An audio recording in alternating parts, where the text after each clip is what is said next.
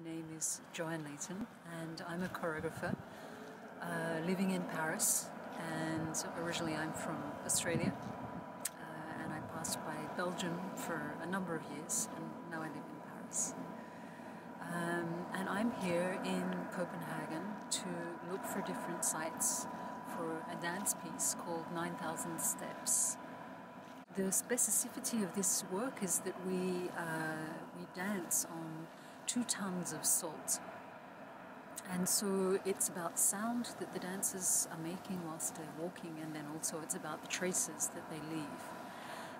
And so through the course of the piece we're really looking at transforming the salt. It starts off very flat, and then over the course of the piece it really gets worked into these geometrical shapes, and then eventually it's really the footsteps of the dancers and the imprint that their dance leaves on the salt.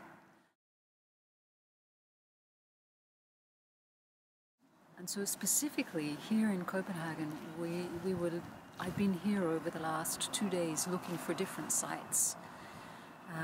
And we have a kind of different criteria for these sites. Some are very industrial, others are full nature, very beautiful, very quiet. Others are really in the city center. And I forgot the last one. And also sites that are connected to water for this fluidity that exists in the piece. And also we want to experiment with this piece 9,000 Steps in situ, so it would be on these different surfaces. So for the first time we would look at doing the piece on salt, of course, but then also on some different surfaces, and we've been looking at gravel, at sand, at earth, maybe some other kinds of things. So that's a first experience for me in terms of looking at these different substances that could give us the idea of these traces. And then also the question of sight is really important for me. It's like the starting point for the work. Also, these different sites will allow the public to be at times really close to the work. To see the dancers working and see the way that they're working on these surfaces, which don't have the same grip and don't leave the same imprint.